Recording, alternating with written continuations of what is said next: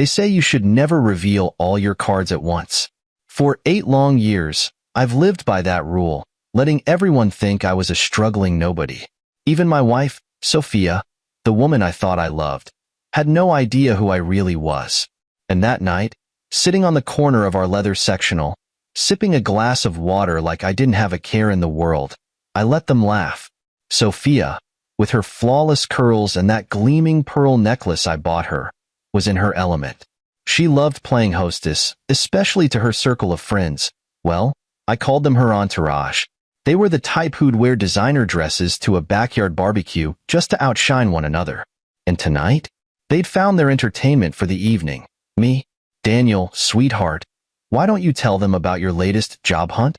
Sophia cooed, her tone syrupy sweet, but laced with the kind of venom only she could muster. The room erupted in laughter before I could even open my mouth. It wasn't the first time she'd done this, used me as the punchline to her jokes, but tonight she was really going for it. Maybe the new champagne had given her courage. Her best friend, Melissa, chimed in next. Honestly, Sophia, you're so patient. If my husband couldn't hold a steady job, I don't know what I'd do. I mean, it's not like Daniel's even trying, right? She gave me a look that could cut glass, and I forced a weak smile. That's the thing about playing a role. You have to commit, even when it stings. Inside, I wanted to laugh in their faces, to tell Melissa that her position as head of marketing was courtesy of me. I could see the resignation letter sitting in my drafts folder with her name on it. But I didn't. Not yet. Sophia leaned back, swirling her wine. Oh, Melissa, don't be too hard on him. At least he knows his way around the kitchen. The man makes a mean spaghetti, and someone has to do the dishes around here. More laughter. Even the husbands joined in, their chuckles bouncing off the vaulted ceilings of the house I paid for. The house they thought belonged to Sophia, courtesy of her supposed financial contributions. Funny how none of them noticed the cracks in her story. Did they think her part-time charity work funded this marble-floored palace? Or the luxury cars parked out front? No, but they believed what they wanted to believe because it was easier. And I let them. Sophia wasn't done yet, though. Remember that one time Daniel thought he could be a consultant? Oh, darling, you spent months preparing for that interview, didn't you? What was the company called again? Oh, right, Summit Innovations. They didn't even call him back? She erupted into laughter, clutching her sides like it was the funniest thing she'd ever heard. That one hit close. She didn't know it, but that interview wasn't what she thought. It had been my routine quarterly check-in, an undercover review to ensure my managers were doing their jobs. I sat across the table from my own hiring team that day, silently judging them while they judged me.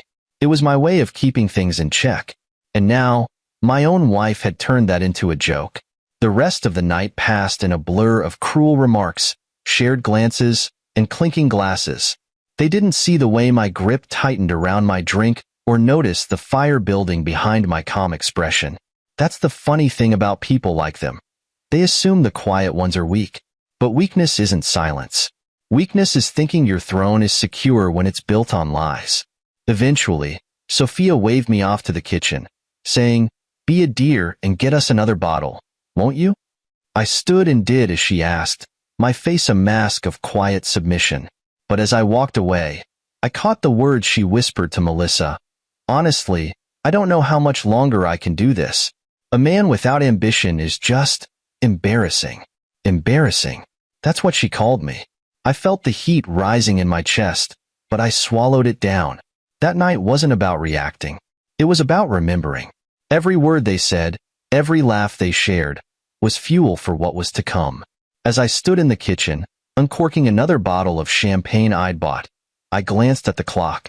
It was 9:47 p.m. Less than 12 hours until the board meeting. Less than 12 hours until their world came crashing down. Let them laugh tonight, I thought, because tomorrow, none of them would have anything to laugh about. I returned to the living room, placing the bottle on the coffee table like a dutiful husband. Sophia barely acknowledged me, too busy telling the room about her latest spa day.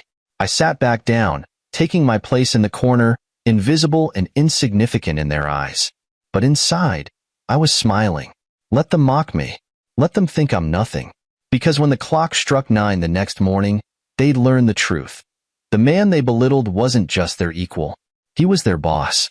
It wasn't the first time Sophia had embarrassed me in front of her friends, but this night was a masterpiece of cruelty. She wasn't just hosting. She was putting on a show. Every smile, every joke, every exaggerated story was designed to put her on a pedestal and me 6 feet under. "Melissa," she began, swirling her wine like she was born holding a glass of vintage. "You should have seen Daniel last month. He came home so excited. He thought he'd found the perfect job listing." She leaned forward like she was sharing some scandalous secret. "He spent 3 hours on the application, pouring his heart and soul into it. And guess what?" She paused, grinning like a Cheshire cat. "They didn't even bother sending him a rejection email." The room erupted in laughter. I sat there, my face a carefully composed mask, nodding along like I was part of the joke. Inside, I was calculating. Every laugh, every insult. This wasn't just about me anymore. Sophia's friends were executives, middle management, and department heads at my company. They were the very people who prided themselves on being at the top, blind to the fact that their careers hung on the decisions of the man they were mocking. Sophia was relentless. She crossed her legs, flashing her Louboutins, the ones I bought, and gestured dramatically. "Honestly, I've tried everything to help him, you know? I even suggested he try barista work at the cafe down the street. At least he'd get tips." More laughter. Even the husbands joined in, clinking their glasses in agreement. For a moment, I considered saying something. I could have told them that cafe was one of many businesses I'd acquired under a shell company, that the very job she mocked was in a building I owned. But I stayed quiet. Timing was everything, and tonight wasn't the night to shatter their illusions. Sophia's smile widened as she turned her attention back to me. "What do you think, Daniel? Maybe you should listen to me for once." Her tone dripped with condescension, as if I were a child who'd wandered into an adult conversation. I shrugged, keeping my voice calm. "Maybe you're right. I'll look into it." She wasn't expecting that. I could see it in her eyes. She thrived on conflict, loved it when I pushed back, just enough to make myself look defensive. But giving her nothing? That threw her off. Still, she recovered quickly, tossing her hair over her shoulder like a queen dismissing a servant. "Good. It's about time." I sipped my water, letting her have the last word. Let her believe she'd won. The truth was, she'd been losing for years. She just didn't know it yet. As the night wore on, Sophia's arrogance only grew. She bragged about her charity work, making sure everyone knew she was the backbone of the family. "It's not easy being the only breadwinner," she said, her voice heavy with false humility. "But someone has to keep the lights on, right?" It took every ounce of restraint not to laugh out loud. The mortgage? Paid off years ago. The cars? Paid in full. Every single luxury she flaunted to her friends was courtesy of my money, funneled through accounts she didn't even know existed. But to her, I was just the man who couldn't land a job. The irony was almost too good. Sophia's friend, Angela, leaned forward, placing a manicured hand on Sophia's knee. "Honestly, babe, you're a saint for putting up with it. If my husband were that useless, I'd have left him ages ago." Sophia sighed dramatically, as if she were carrying the weight of the world. "Oh, believe me, I've thought about it. But then I remind myself, I married for love, not ambition." I clenched my jaw, forcing a smile. Love? Was that what she called it? Because from where I stood, her love looked a lot like opportunism. She'd married me thinking I was a stepping stone, a man she could mold into the kind of success she could take credit for. But when I didn't fit the mold, she turned me into a project. Something to fix, or worse, pity. The night dragged on, each conversation more insufferable than the last. They talked about luxury vacations, designer brands, and the importance of networking. I sat there, nodding along, my presence barely acknowledged unless it was to set up the next joke at my expense. "Daniel, why don't you grab us another bottle of champagne?" Sophia asked sweetly, her smile as sharp as a blade. "You know where it is, right? In the wine fridge I bought?" The room erupted into another round of laughter. I stood, nodding politely, and headed to the kitchen. My fists clenched as I reached for the bottle, but I forced myself to breathe. This wasn't the time to react. This was the time to plan. As I uncorked the champagne, I glanced at the clock. It was almost 10 p.m. In less than 12 hours, the same people who mocked me tonight would walk into my office, completely unaware that their fates were already sealed. Sophia would wake up in a house she no longer controlled, her circle of friends decimated. And I'd finally step out of the shadows. I returned to the living room, placing the champagne on the table without a word. Sophia didn't even look at me. She was too busy holding court, basking in the glow of her imagined superiority. For a moment, I considered walking away, heading upstairs, and letting them have their fun. But no, I stayed. I watched. I listened. Every word, every insult, every smug laugh was another nail in the coffin of their delusions. They thought they were untouchable. They thought I was powerless. But tomorrow, they'd learn the truth. The man they underestimated wasn't just their equal. He was their boss. And he was done playing nice. They didn't know it, but every laugh, every insult, every sideways glance they threw my way that night was fuel for what I had been preparing for years. The power I held wasn't in flashy displays or loud declarations. It was in patience, in knowing exactly when to strike. I learned that lesson the hard way, long before I ever met Sophia. 12 years ago, I was a different man. Back then, I didn't know what it felt like to be underestimated. I was young, ambitious, and full of hope. My father ran a small electronics business, a family legacy he poured everything into. We weren't wealthy, but we were proud. That pride crumbled the day corporate raiders came in, bought the business for pennies, and dismantled it overnight. I'll never forget the look on my father's face when they shut the doors for good. It wasn't just a business they took, it was his life's work. That moment shaped me. I swore I'd never let anyone take from me what they took from my father. I would build something unshakable, something untouchable. And I did. Summit Innovations wasn't born in a boardroom. It was born in my tiny apartment, where I worked around the clock, teaching myself coding, business strategy, and finance. I started with small contracts, fixing software bugs for local companies, and used every dollar I earned to reinvest in my dream. By the time I was 28, Summit was growing faster than I could have imagined. By 30, it was a powerhouse. And by 35, it was a global leader. But success comes with its own challenges. The bigger you get, the more vultures circle. I'd already had 3 relationships implode by the time I met Sophia. Each one ended the same way. They saw my success as a golden ticket, something they could latch onto and ride to an easier life. So, when I met Sophia, I made a choice. I wouldn't let her see the real me. Not yet. When we met, I was in the middle of a corporate acquisition. I just finalized a deal worth millions. But I walked into that charity gala dressed in a suit I'd had for years and drove a car that wouldn't have looked out of place in a used lot. Sophia caught my eye instantly. She was beautiful, confident, and magnetic. But what stood out most was how she treated me. When she thought I was just a struggling consultant, she was sweet, supportive even. She told me, "You'll find your place, Daniel. Just keep trying." I believed her. I thought maybe, just maybe, she was different. We dated for a year before I proposed. By the time we got married, I thought I'd made the right choice. I moved her into the house she now calls hers, though I didn't tell her I owned it outright. I let her believe we were sharing everything, that we were building a life together. I even transferred money into her account monthly, so she could feel like she was contributing financially. At first, she was kind, but success changes people, or, more accurately, reveals them. It didn't take long for the cracks to show. Sophia's patience turned into criticism. Her kind words became thinly veiled barbs. She started using my lack of ambition as a weapon, first in private arguments, then in front of others. I could have stopped her at any time, but I didn't. Instead, I let her think she was in control. I let her believe she was the reason we had this life. I even let her spend money recklessly, knowing every dollar she flaunted came from my hard work.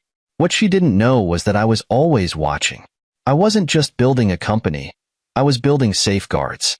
Every shell company, every private account, every legal document was designed to protect what I'd built. Sophia had no idea that every extravagant vacation, Every luxury car, every designer dress was paid for by Summit Innovations, funneled through accounts she couldn't trace. And she definitely didn't know that her friends, her inner circle of so-called high achievers, were my employees. Sophia's best friend, Melissa, was the head of marketing. Angela ran human resources. Even the husbands, with their tailored suits and smug grins, were senior executives, all handpicked by me. They thought they were untouchable, climbing their corporate ladders, making decisions they thought were theirs. But the truth was, every promotion, every project, every so-called achievement they bragged about at dinner parties was orchestrated by me. I didn't just build Summit Innovations. I controlled it. And they were pawns in a game they didn't even know they were playing. As Sophia and her friends mocked me that night, I thought about the files locked in my study upstairs. Surveillance footage of drunken company events where they let their guards down. Expense reports showing their misuse of company funds. Recorded conversations detailing their questionable business strategies. They thought they were invincible, but they didn't realize they were being watched by someone who had planned for this moment for years. Sophia's mocking voice snapped me out of my thoughts. "Daniel, are you even listening?" she said, laughing. "Honestly, I don't know how you expect to get anywhere if you're always daydreaming." I smiled, a small, calculated smile. "You're right," I said. "I should focus more." She nodded, satisfied, not realizing how true those words were. Because while she saw me as the failure in the room, I was the one holding all the power. And tomorrow, when I walked into my own company as more than just Sophia's husband, the illusion she had built would crumble. The truth about power is simple. It's not about how loudly you speak or how much you show off. Real power is quiet. It's patient. It's waiting for the exact moment when the people who underestimate you are at their most arrogant, and then showing them who you truly are. That night, as I carried another bottle of champagne into the living room, I knew I had reached my limit. The humiliation, the laughter, the dismissive looks, it had all added up over the years. But Sophia's final jab, the one she delivered with a smug grin while her friends clinked glasses, was the spark that lit the fuse. "Honestly, I don't know how much longer I can carry this marriage," she said, her voice loud enough to cut through the laughter. "I mean, I love him, but love doesn't pay the bills. I feel like I'm raising a grown child, not married to a man." Her friends gasped, not in shock but in mock sympathy. "You're so strong," Melissa said, placing a hand on Sophia's arm. "I don't know how you do it." "I keep telling her she deserves better," Angela added. "Someone ambitious. Someone who can match her energy." I paused in the doorway, bottle in hand, listening to the chorus of agreement. My grip tightened on the neck of the champagne. I'd heard enough. Every word, every insult, every patronizing comment, they were drilling into me, but not in the way they intended. Each jab didn't weaken me. It fortified me. I was done playing the role of the defeated husband. Tomorrow, I would end this charade. "Daniel, are you just going to stand there?" Sophia snapped, her tone sharp and impatient. "Bring it here already." I forced a smile, walking over and placing the champagne on the coffee table. "Sorry about that," I said softly, keeping my voice even. "Didn't mean to keep you waiting." "Of course you didn't," she said, barely looking at me. "You never do." That was it. I straightened up, looking around the room at the people who had spent the entire evening tearing me down. None of them met my eyes. They didn't need to. To them, I was invisible, unworthy of acknowledgement. But tomorrow, they'd be looking at me, really looking at me, for the first time. "I'm going upstairs," I said, keeping my voice calm. "Big day tomorrow." Sophia didn't even glance at me. "Good luck with that," she said, already turning back to Melissa. "Maybe this time he'll land something." The words hit like a slap, but I didn't let it show. I walked upstairs to the study, closing the door softly behind me. The sound of their laughter followed me, but I blocked it out. I had more important things to focus on. Inside the study, I locked the door and sat at my desk, taking a deep breath. The calm facade I had worn all night faded away, replaced by the cold determination that had driven me for years. I opened the hidden panel behind the bookshelf, revealing my secure workspace.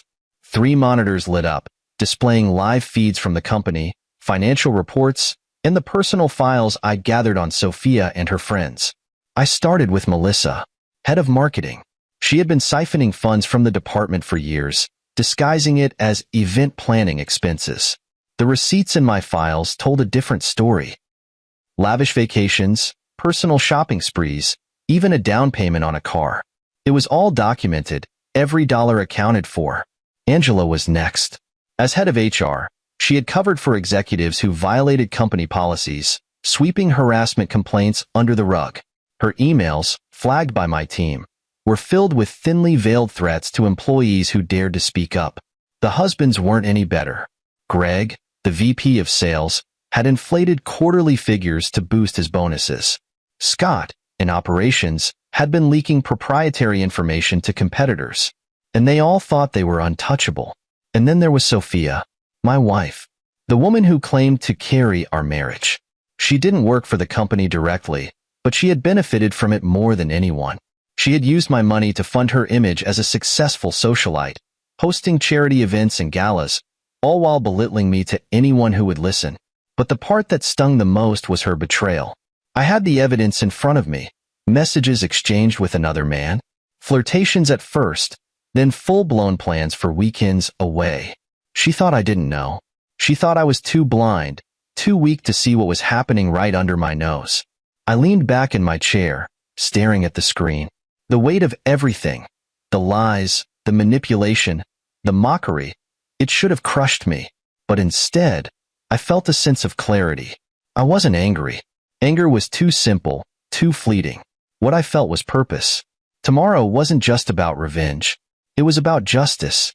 It was about taking back what was mine, about reclaiming the life and the company I had built from nothing.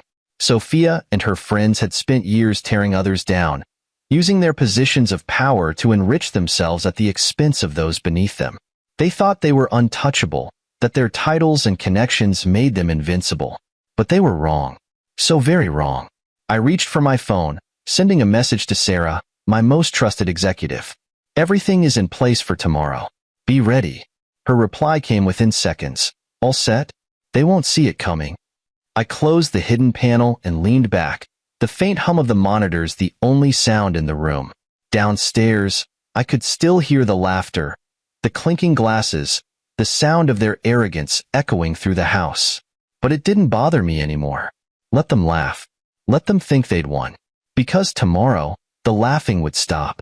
As I sat there, I thought about my father, about the lessons he'd taught me after his business was destroyed. Success, he'd said, isn't about being loud. It's about being patient. It's about waiting for the right moment to act. And that moment was finally here. I smiled to myself, the calm before the storm settling over me. By this time tomorrow, Sophia and her friends wouldn't just see me differently. They'd finally see the truth. The man they mocked wasn't a failure. He wasn't a joke. He was their boss. The morning of the reckoning began like any other, but for me, it was far from ordinary. The house was eerily quiet as I dressed in a tailored navy suit, one of the few indulgences I kept tucked away for occasions like this. Sophia was still asleep, her careless confidence evident in the way she sprawled across the bed, oblivious to what was coming. For years, I'd let her believe she was in control, but today, I was taking it all back. At exactly 6 a.m., I left the house, stepping into a black town car waiting outside. My driver, Charles, nodded as I slid into the back seat. He didn't ask questions. He never did. But there was a flicker of curiosity in his eyes when he noticed my unusually polished demeanor. "To Summit headquarters," I said simply. He nodded and pulled away, the hum of the engine steadying my nerves. My phone buzzed with a message from Sarah, my most trusted executive and one of the few people who knew the truth about me. "Sarah, boardroom ready. Security briefed. Documentation finalized." Me, "Perfect. Be sure the legal team is on standby." "Sarah, they've been briefed. Good luck." Luck wasn't a factor anymore. Everything had been meticulously planned, every detail accounted for. I leaned back in my seat, watching the city wake up around me. It was almost poetic, the world going about its business, unaware that, in a few hours, 5 people's lives would be irreversibly changed. When I arrived at the office, I entered through the private service entrance. It was one of many perks that came with being the CEO of Summit Innovations, though no one had ever seen me use it. That's how I liked it. Staying in the shadows, observing from a distance, letting my carefully chosen executives think they were running the show. But today, I wasn't staying in the shadows. Sarah was waiting for me in the security office. She handed me a visitor's badge with a faint smirk. Angela Martinez, it read, the fake name I used whenever I needed to go undercover within my own company. Everything is set, she said, motioning to the monitors displaying live feeds from various parts of the building. Your wife's friends are already here. Morning meetings are underway. I glanced at the screens, watching as Melissa, Angela, Greg, and Scott arrived one by one, laughing and chatting as if it were just another day. They had no idea what awaited them. Make sure the security team knows not to intervene unless instructed, I said. I don't want any disruptions. Sarah nodded. Understood. What about your wife? Sophia. My stomach tightened at the thought of her. She wasn't part of the corporate takedown, not directly. But what I had planned for her was just as thorough. She'll know soon enough, I said, brushing off the thought. Focus on the task at hand. At precisely 8:45 a.m., I took my position in the lobby. Dressed in my unremarkable disguise, I watched as the day's players arrived. Melissa breezed in first, her head held high, barking orders into her phone. Angela followed closely behind, pausing to greet the receptionist with a hollow smile. Greg and Scott arrived together, laughing about a round of golf they'd played the weekend before. They didn't notice me sitting there, flipping through a copy of Summit's annual report like a nervous job candidate. That was the beauty of staying invisible. They never looked twice. At 9 a.m. sharp, I made my way to the HR floor for my interview. It was a charade, of course, a test of how deeply the rot had spread. I wanted to see firsthand how my own hiring process had been corrupted under their leadership. Thomas, the HR representative, greeted me with a thin smile, clearly disinterested. This will be a quick assessment, he said, leading me into a small conference room.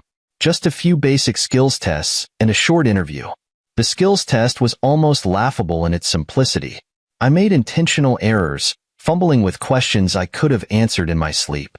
Through the glass walls, I saw Melissa walking by, glancing into the room with a look of mild disdain. She didn't recognize me, of course. To her, I was just another nobody wasting her company's time. Thomas reviewed my work with a barely concealed smirk. Well, he said, his tone condescending, this is interesting. Let's move on to the interview. The panel interview was worse. 3 middle managers sat across from me, their expressions dripping with boredom. They fired off generic questions, barely listening to my answers. At one point, one of them leaned back in his chair and checked his phone mid-sentence. By the time it ended, I had more than enough evidence.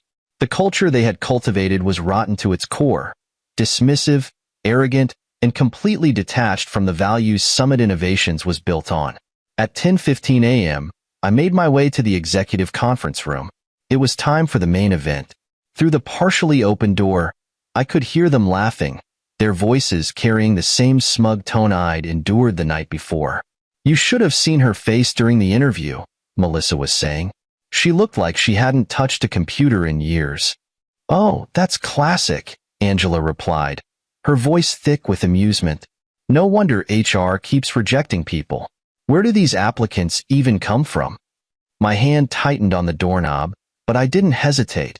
I stepped into the room, letting the door close behind me with a soft click. Their laughter died instantly as they turned to face me. I could see the confusion in their eyes, the flicker of recognition as they tried to place me. Actually, I said, my voice steady and deliberate, I think it's time we had a real conversation. Melissa blinked, her brow furrowing. Who are you, and what are you doing here? I smiled, taking a seat at the head of the table, the seat that had always been mine. I'm Daniel Carter, I said, CEO of Summit Innovations. And as of this morning, your boss. The room fell silent, their faces a mix of shock, disbelief, and fear. I leaned back in my chair, letting the weight of my words sink in. Let's begin. The silence in the room was deafening, broken only by the faint hum of the air conditioning. Melissa's confident smirk faltered first, giving way to confusion and then panic. Angela looked as if she'd seen a ghost, while Greg and Scott sat frozen, their bravado evaporating as realization crept in. I let the tension build, savoring the moment. They didn't know whether to laugh, cry, or beg for forgiveness. Melissa recovered first, or at least tried to. "Is this some kind of joke?" she said, her voice trembling slightly. "You? The CEO? That's impossible." "Impossible?" I leaned forward, folding my hands on the table. "Melissa, you've worked at this company for 6 years, and in all that time, you've never thought to question who signs your paychecks. You never bothered to wonder who approved your promotions or overlooked your creative accounting practices. But let me assure you, it's not only possible, it's the truth." I pulled out my phone and tapped the screen. Instantly, the monitors on the walls flickered to life, displaying Summit Innovations' original incorporation documents. There, in bold print, was my name, Daniel Carter, founder and CEO. Beneath it was my photo, a younger version of me, smiling confidently. The same man who now sat at the head of the table, watching their world crumble. "I built this company from the ground up," I said, my voice steady but sharp. "Long before any of you were here. Every policy, every division, every success you've taken credit for, it all started with me." Angela's mouth opened and closed like a fish out of water. But you're," she stammered, struggling to find the words. "Ain't nobody?" I finished for her. "A man who couldn't even land an entry-level position? That's what you all thought, isn't it? That I was just Sophia's failure of a husband, clinging to the scraps of her so-called success." Greg finally found his voice, though it was shaky at best. This has to be a mistake. There's no way you've been running things. We would have known." "Would you?" I raised an eyebrow, tapping my phone again. The monitors now displayed a series of emails, financial reports, and surveillance footage. Each file was damning, a testament to their years of misconduct. "You were too busy inflating sales figures, covering up harassment complaints, and funneling company money into your personal accounts to notice who was really in charge." Scott, usually the loudest of the group, sat pale and silent. I turned my attention to him. "Scott, tell me, how's your golf game? Still playing on company time? Using the Summit corporate card to cover your rounds?" His jaw dropped, but no words came out. "And Greg," I continued, turning to the man next to him, "those quarterly sales bonuses you've been bragging about at every dinner party? They're based on fraudulent reports. I have every fabricated number right here." I gestured to the monitors. "Would you like me to show the board?" Greg slumped in his chair, his hands covering his face. Angela tried a different tactic. "Look, Daniel, Mr. Carter. This has been a misunderstanding. I've always respected you. I mean, the company. And if there's anything we can do to fix this..." I cut her off with a cold smile. "Fix it? Angela, you've spent years burying complaints, silencing employees, and fostering a toxic culture. You didn't respect anything except your own comfort." Melissa, ever the opportunist, leaned forward, her tone pleading. "Daniel, we didn't know. If we'd known, we never would have." "Mocked me?" I said, my voice rising slightly. "Laughed at me? Treated me like dirt in my own house?" I stood, planting my hands firmly on the table. "Ignorance isn't an excuse. You didn't know because you didn't care to know. You thought I was beneath you. And now, you'll face the consequences." I tapped my phone one last time, and the screen behind me changed again. This time, it displayed their termination letters, each one signed and dated. "Effective immediately, you're all fired. Your access to company accounts and systems has been revoked. Security is waiting outside to escort you off the premises." "No, no, no," Greg muttered, shaking his head. "You can't do this." I locked eyes with him. "I just did." Angela stood abruptly, her chair screeching against the floor. "This is outrageous. We'll sue." You'll what?" I snapped, cutting her off. "Sue me for firing you with cause? For exposing the fraud, the theft, the harassment you've swept under the rug? Be my guest, Angela. But I promise you, I have more evidence than you have excuses. The door opened, and 2 security guards stepped inside. Take them to HR for their exit interviews, I said, my tone icy. Make sure they understand the terms of their severance, or lack thereof. One by one, they stood, their confidence shattered. Melissa glared at me as if her anger could undo everything. Angela looked like she was holding back tears. Greg and Scott shuffled out without a word, their heads hanging low. Just as they reached the door, I called out, "Oh, and one more thing." They turned to face me, hope flickering in their eyes. "Don't bother reaching out to competitors. Your non-compete agreements are still in effect. And trust me, I'll be watching." The guards escorted them out, and the door closed behind them with a satisfying finality. For a moment, the room was silent again. I let out a slow breath, the weight of years lifting off my shoulders. Sarah entered moments later, her tablet in hand. "Well," she said, her tone neutral but her eyes gleaming with satisfaction, "that went about as expected." "Good," I replied, straightening my suit. "Now, let's prepare for the board meeting. There's still work to do." As I walked out of the room, I felt a sense of clarity I hadn't experienced in years. For the first time, I wasn't just the man behind the scenes. I was Daniel Carter, CEO of Summit Innovations, and I had just reminded them all exactly who I was. I don't think anyone truly understands the satisfaction of watching the mighty fall until it's their hand holding the lever. As I walked back to my private office, I replayed the looks on their faces in my mind. Melissa, Angela, Greg, Scott. They thought they were invincible, untouchable, but I'd torn away their illusions in a matter of minutes. And now, it was time for the aftermath. Sarah was already waiting for me when I arrived, her tablet filled with updates and reports. "The termination process is underway," she said, her tone brisk but professional. "HR is processing their files, and security is clearing their offices." Melissa tried to call someone from the marketing team on her way out, but we've already disabled her phone and email access. I nodded, sitting behind my desk. "Good. Make sure all communications are monitored. I don't want any attempts to leak information or contact clients." "Already done," Sarah replied. "And one more thing. Angela demanded to see the board before she left. She claims she's being wrongfully terminated." I smirked, leaning back in my chair. Wrongful termination? Angela covered up harassment cases, manipulated HR records, and created a culture of fear. Let her try to spin that. I doubt the board will be sympathetic.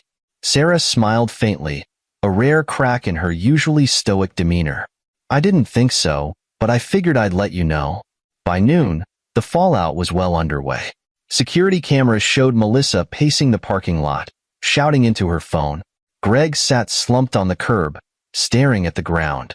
Scott had already left, his face pale and his shoulders hunched as he walked toward his car.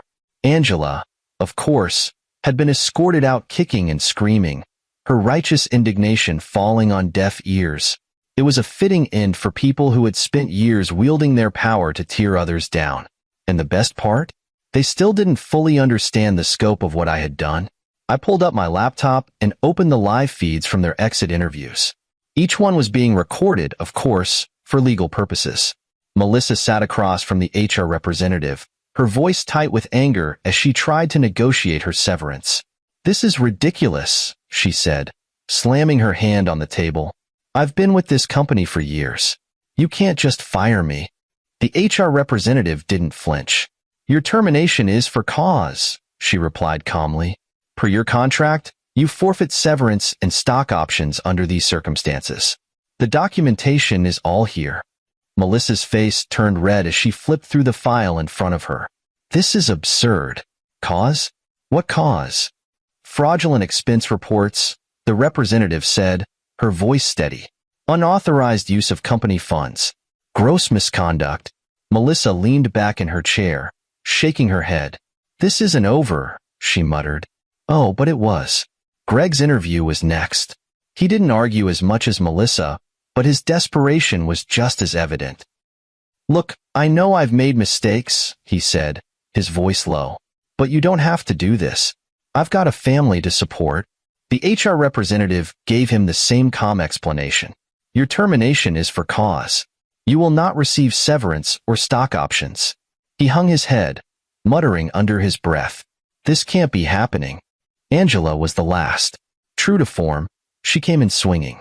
This is discrimination, she shouted, pointing a finger at the HR representative. You can't do this to me. I've done nothing wrong. The representative remained unfazed. We have extensive documentation of your actions, including emails, recorded conversations, and witness testimonies. You were complicit in covering up harassment complaints and retaliating against employees who came forward. That is grounds for immediate termination. Angela sputtered, her indignation turning into disbelief. I want to speak to Daniel. The representative glanced at the camera, then back at Angela. Mr. Carter has already approved this termination. The decision is final. By the time their interviews were over, their access had been revoked, their emails archived, and their personal belongings packed up and delivered to their cars.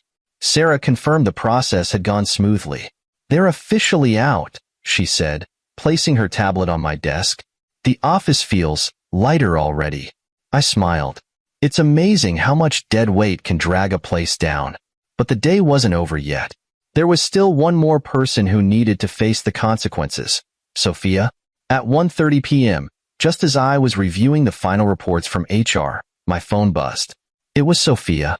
Her name flashing on the screen brought a mix of emotions: anger, disappointment, and, oddly enough, relief. This was the moment I'd been waiting for. I let it ring for a few seconds before answering. Hello, Sophia. Daniel, she snapped, her voice sharp and impatient. What the hell is going on? Melissa just called me. She said you fired her and half the executive team. Is this some kind of joke? No joke, I said calmly. Melissa, Angela, Greg, and Scott were all terminated this morning. It was a long time coming. There was a beat of silence on the other end of the line. You can't do that, she said finally, her voice trembling. They're your employees, my friends. You had no right. No right?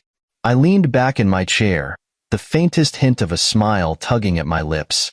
Sophia, I own the company. I have every right. Her sharp intake of breath was almost satisfying. What are you talking about? For 8 years, I've let you believe I was just some aimless, unemployed husband. But the truth is, I built Summit Innovations from the ground up. Every decision, every success, every dollar you've spent came from me. And now, I've finally taken out the trash. You lied to me, she whispered, her voice breaking. No, I said coldly. You lied to yourself. And now, you're about to see what happens when the truth finally comes out. I hung up, leaving her in stunned silence. There was more to say, much more. But that conversation could wait. For now, I had a company to run. When Sophia stormed into the Summit Innovations headquarters later that afternoon, the receptionist didn't even have time to stop her. She marched past the front desk and headed straight for the executive suite, her heels clicking angrily against the polished floors. I was waiting for her, seated calmly at my desk, reviewing the final files from the day's terminations. The door burst open, and there she was, my wife, looking every bit the picture of indignation. Her perfectly styled hair, her designer handbag swinging in her hand, and the fury in her eyes might have intimidated someone else. Not me. Daniel, she said, her voice sharp and demanding. What in the world is going on? I didn't look up immediately. I took my time, finishing the last line of a report before closing the folder and setting it neatly on my desk. When I finally met her gaze, I spoke with deliberate calmness. Good afternoon, Sophia. What brings you here?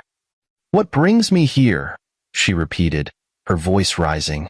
I just got a call from Melissa, crying hysterically, telling me you fired her, and Angela and Greg and Scott. You've lost your mind. I leaned back in my chair, steepling my fingers. Have I?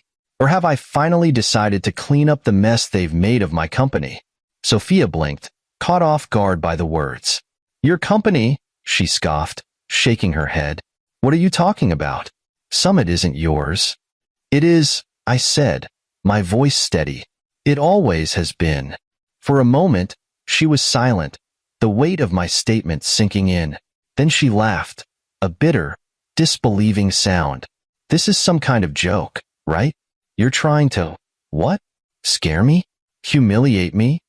I stood, walking around the desk and stopping just a few feet from her. Do you remember the house we live in, Sophia? The one you've always called our home? I paid for it, outright. And the cars, the trips, the charity galas. You thought your part-time work covered all that? No. Every luxury you've ever flaunted was funded by Summit Innovations. My company. Her face paled, and her hand tightened around her handbag. You're lying. Am I? I walked back to my desk and tapped a button on my laptop. The monitor on the wall behind me lit up, displaying the incorporation documents for Summit Innovations, complete with my name as founder and CEO.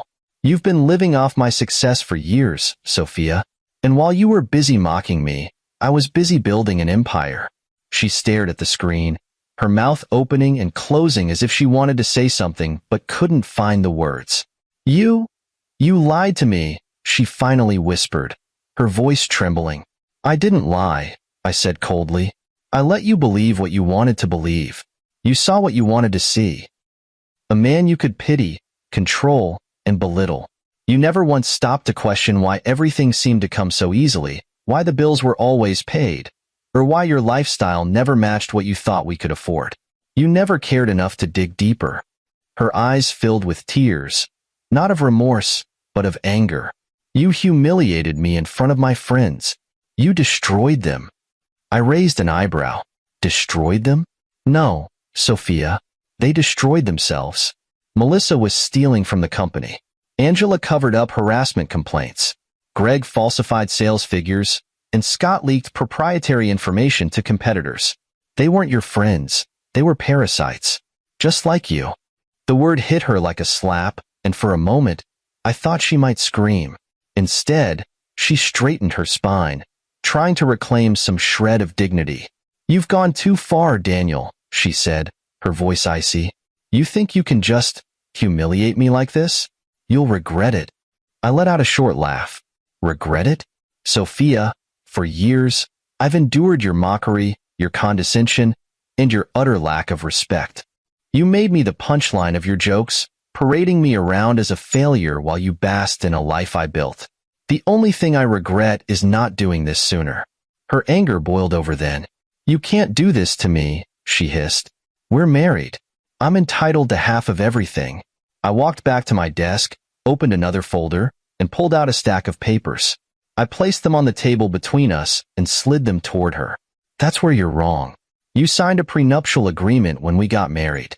It ensures that everything I built before and during our marriage remains mine. Your entitlement ends today. She stared at the papers, her hands trembling. You're divorcing me, she whispered. I am, I said without hesitation. And before you even think about contesting it, know this. I've already spoken to the best divorce attorneys in the city. None of them will take your case. Your access to the joint account has been revoked, and your spending spree stops now. Her face crumpled as the reality of her situation set in. Daniel, please, she said, her voice breaking. I held up a hand, cutting her off. Save it. Your crocodile tears won't work on me anymore, Sophia. For years, I gave you everything. More than you deserved, and you repaid me with mockery and betrayal. I'm done. She stood there, stunned and silent, as I opened the door. Security will escort you out, I said, motioning to the two guards waiting outside. Take whatever dignity you have left and leave. Daniel, she said softly, her voice barely above a whisper. I didn't mean. Goodbye, Sophia, I said, turning back to my desk. And good luck. You'll need it. As the door closed behind her, I felt a strange sense of relief. For the first time in years, I was free from her manipulations, her lies, and her cruelty. I had reclaimed my life, my company, and my self-respect. Sophia's downfall wasn't just the end of a toxic marriage. It was the beginning of a new chapter for me. And as I sat back in my chair, watching the sun set over the city skyline, I knew that this was only the start. The day after Sophia's departure, the atmosphere at Summit Innovations was electric. The toxic fog that had lingered for years was gone, replaced by a sense of hope and renewal. As I walked into the office that morning, employees stopped to greet me. Not with the stiff politeness reserved for their supposed CEO's husband, but with genuine smiles and nods of respect. For the first time, they were seeing me for who I truly was, the man who had built this company from nothing. Sarah met me at my office, her ever-present tablet in hand. "We've finalized the reorganization plans," she said, her voice steady but with a hint of excitement. "The departments affected by Melissa, Angela, Greg, and Scott are already seeing improvements. Productivity is up 25% in some areas." "Good," I replied, taking the tablet from her and scanning the data. "What about the employees who left because of them? Any word?" "We've reached out to everyone who filed complaints or resigned due to harassment or discrimination," Sarah said. 12 have already accepted reinstatement offers. The others are considering it. "Make sure they know they'll be walking into a very different environment," I said. "I want them to feel safe here. Valued." Sarah nodded, a faint smile tugging at her lips. "Understood." That afternoon, I held an all-hands meeting in the main auditorium, a first for me. For years, I had avoided the spotlight, preferring to work behind the scenes. But now, it was time to step forward and address the people who had kept Summit Innovations running, even under the shadow of corruption. As I stepped onto the stage, the room fell silent. Hundreds of faces turned toward me, their expressions a mix of curiosity and anticipation. I gripped the edges of the podium, taking a moment to steady myself before speaking. "Good afternoon," I began, my voice carrying easily through the microphone. "For those of you who don't know me, my name is Daniel Carter. I'm the founder and CEO of Summit Innovations." A ripple of murmurs ran through the crowd, but I continued. "Over the past several years, I've stayed in the background, observing how this company has grown and changed. And while I've seen incredible talent and innovation, I've also seen things that deeply disappointed me. A culture of fear, favoritism, and dishonesty took root here, and I take responsibility for not addressing it sooner." The room was completely silent now, every pair of eyes fixed on me. "But that ends today," I said firmly. "The people responsible for that culture are gone. And moving forward, this company will be a place where everyone, regardless of their position, feels valued, respected, and empowered." I outlined our new initiatives: anonymous feedback channels, enhanced HR protocols, and mentorship programs for employees who wanted to grow within the company. I spoke about accountability and collaboration, about building a culture of trust and innovation. And when I finished, the room erupted into applause. For the first time in years, I felt proud, not just of what I had built, but of what it was becoming. Over the next few months, the transformation was remarkable. Departments that had been bogged down by inefficiency and favoritism began to thrive. Jennifer, a brilliant programmer who had left after being sidelined by Melissa, returned to lead our new AI division. Under her leadership, we filed 5 patents in 6 months, more than the company had in the past 3 years. The Thompson account, one of our largest clients, doubled their contract with us, citing our new leadership and transparency initiatives as key factors. Other clients followed suit, and our revenue soared. But the most rewarding part wasn't the financial success. It was seeing the employees flourish. People who had once been afraid to speak up now shared ideas openly. Collaboration replaced competition. And for the first time, Summit Innovations felt like the company I had always envisioned. As for Sophia and her friends, their downfall was swift and brutal. The evidence I had gathered against them was airtight, leaving no room for retaliation. Melissa and Angela's reputations were in tatters, their misconduct exposed to every potential employer. Greg and Scott faced lawsuits for fraud and breach of contract, their careers effectively over. Sophia, meanwhile, had retreated into silence. She moved out of the house within a week of our confrontation, her pride too wounded to fight me in court. The divorce was finalized quickly, thanks to the ironclad prenuptial agreement. I later heard she was staying with her sister, trying to piece together a life that didn't revolve around appearances and materialism. For a while, I thought about her often, not with anger, but with a strange sense of relief. In the end, she had done me a favor. Her betrayal had forced me to confront the cracks in my life and take back control. And for that, I was grateful. 6 months after the shakeup, I stood in my office, looking out over the city. The skyline was painted in hues of gold and orange as the sun set, and for the first time in years, I felt at peace. Sarah knocked lightly on the door before stepping in. "Final numbers are in," she said, handing me a report. "Profits are up 60%. Employee satisfaction is at an all-time high, and the mentorship program has a waiting list." I smiled, setting the report down. "It's amazing what people can accomplish when you get rid of the dead weight." Sarah chuckled softly. "There's one more thing," she said. "The press is still asking for an interview. They want to know how you managed to pull off such a perfect transformation." I shook my head.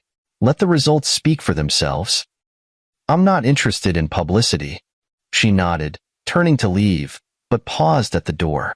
"Any regrets?" she asked, her tone softer than usual. I thought about it for a moment. About Sophia's mockery, the betrayal of her friends, and the years I had spent hiding in the shadows.